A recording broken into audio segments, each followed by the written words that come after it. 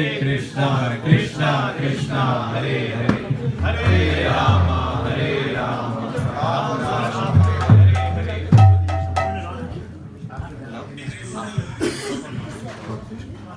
Hare Krishna. So we'll just continue our short few quotes. Am I audible? Yeah. I'm audible at the back? Okay. So just continue a short few quotes on Sri Aindra Prabhu. Something to talk about is Aindra Prabhu, as you all know, was very much into Kirtan, right? So does everybody know that, or is it a new news? Hari Bol, Hare Krishna, Hare Krishna, Hare Krishna. So Aindra Prabhu was very much into performance of Kirtan. But then one question always kept being asked to him by his god brothers and everything. So in today's, so all of you are in Krishna consciousness and you know. So what are the two forms of chanting the holy name that we do? Kirtan and Sankirtan. Okay. Japa and Kirtan. What is the difference between Japa and Kirtan? Nobody? Japa do alone, Huh. Kirtan do together. Japa you do alone. Alone or combined? Okay. Kirtan always together. Okay. So Prabhu is saying Japa you do alone, Kirtan you do together. Any others? Any other thing? Japa is self-chanting, Kirtan is making others chant. Okay. So Japa is self-chanting, Kirtan is making others chant except for the Kirtanir. Correct? Is that right? No, Kirtan here also allows, encourages others to chant. Encourages others to chant. Actually, Kirtan or Samyak Kirtan, Sankirtan means we are not encouraging anybody to chant. Initially, yes, we are encouraging devotees to chant, no doubt. But when devotees sit in a group of Kirtan, everybody is individually motivated to do the chanting because the person left, right, front, back, everybody is chanting the holy name of the Lord. So therefore it becomes congregational chanting. Now the question is Japa important? Hare Krishna. Is Japa important or Kirtan important? Both. How important is it? So if a person doing only Japa is good, or if a person doing only Kirtan is good? Both is good, Prabhu, because it uplifts the soul. It purifies the consciousness. Right. So one popular thing that used to happen in the early 90s, because they used to see Aindra Prabhu do so much Kirtan, that the young boys who were following Aindra Prabhu's footsteps, Aindra Prabhu is playing harmonium, so I'll also play the harmonium in the same style. At the back, devotees, kindly, if we can have little bit of silence. Hare Krishna. Neeta Mataji, if you can ask devotees to be little silent in the back. So, where was I? So the young boys, 17, 18, 16-year-old boys, even sometimes 20, 21-year-old boys, they would follow Aindra Prabhu's footsteps, and Aindra Prabhu would play Kirtan in a certain way, which is and they were very good at grasping. So they would grasp the way the harmonium was played, or the way the tune was sung, etc. and etc. They would do stuff like that. So some senior devotees in the temple would come and say, Haribol, how come you're not doing your japa today? So they would hold their chargers, throw it up, and with lot of ego they would say, Prabhu, we're doing 6 hours worth of Kirtan every day. We don't have time for japa. Correct? So they would say that, and they felt that because they were doing Kirtan, they were above the rest of all. 6 hours of Kirtan is a lot. It's a lot. For us to sit for 1 hour of Kirtan is very difficult. Is it true? Is it true? We shift, we move around. We hear Aarti bells, we run upstairs because we want to stretch our legs. Also we want to see the Lord, I'm not saying that. But then we move around places, right? When Prabhupada is telling in the first canto of Bhagavad Gita, Prabhupada is telling what? Prabhupada is telling that there is 2 types of Bhagavatas. And this is, Aindra Prabhu always used to emphasize this. There is a devotee Bhagavata and there is a Book Bhagavata. Book Bhagavata. Who is more important? Both are, but somebody is really more important. This is not a trick question. The person Bhagavata is more important. Why? Because book you can open and read, but you cannot understand. You need a devotee Bhagavata to make you understand the book Bhagavata. So the book is considered to be the Lord himself. But the devotee is the person who knows the Lord. So therefore, if you want to understand the Lord, you have to follow in the footsteps of the devotee. So therefore, the glorification of the devotee is more and more important than the glorification of the Lord himself. Because if you try to glorify the Lord yourself, you're weak. You're weak. We are weak. We can't do it. So for example, if Srila Prabhupada ji were sitting here, right here, and giving a class, would any of you leave the class? No. Why you would not leave the class?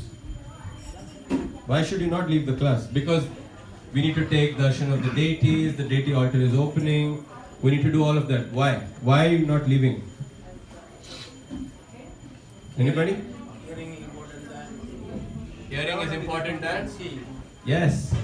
You cannot see the Lord with your eyes, you have to hear the Lord. That is why out of the 9 process of devotional service, the first aspect is called Shravanam. Shravanam means hearing. Hearing from devotees, exactly. So therefore, Aindra Prabhu always focused so much on Kirtan, that he said that even if a blind man would walk into Vrindavan temple, or any temple for that matter, he cannot see the beauty of the Lord.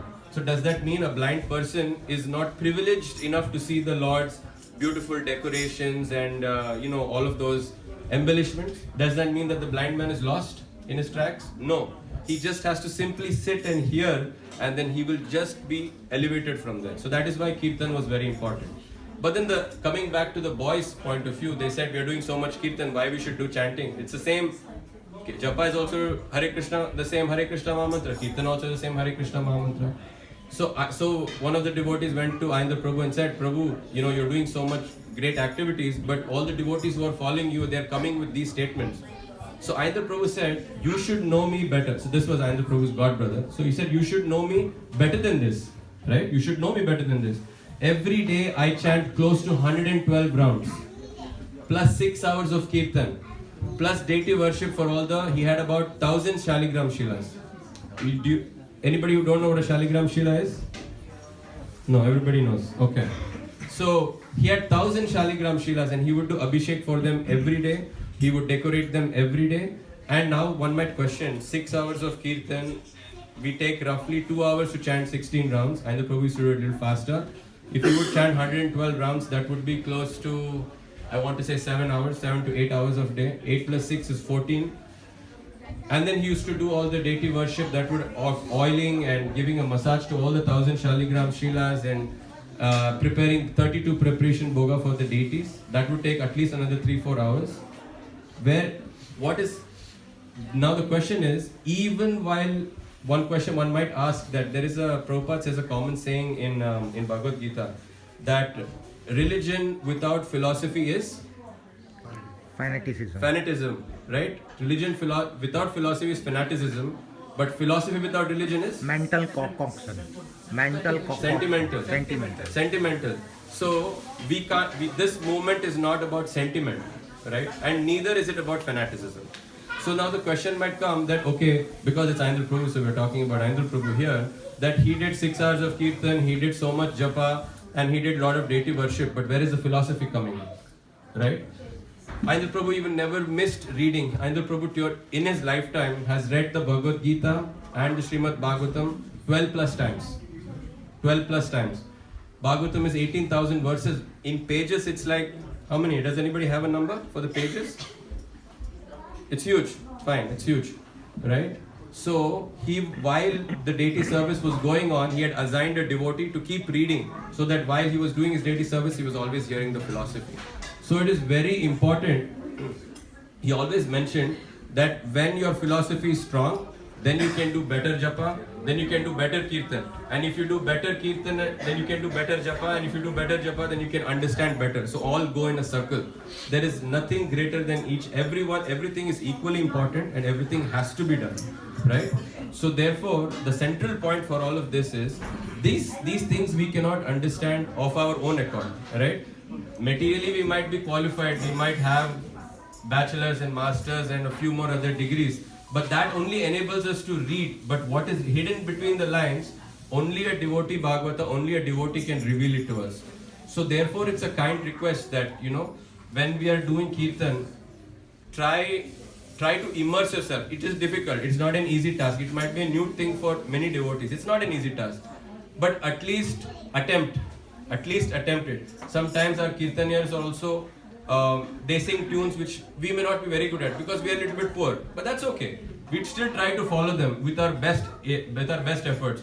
Because Krishna is not looking at how well you can sing, but rather Krishna is looking with what intent is there behind that singing. Krishna is Bhavagrahi Janardana. He takes your intent, right? Just like the famous example of Shabri. How many of you heard of Shabri's example?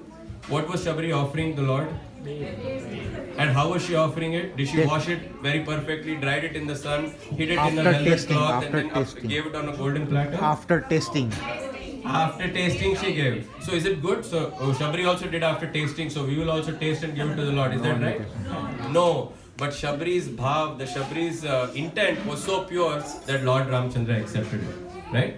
So these type of things you should not imitate at home. Shabri did, so therefore I will do. Then Lord will slap you and throw you out. So we should be very serious.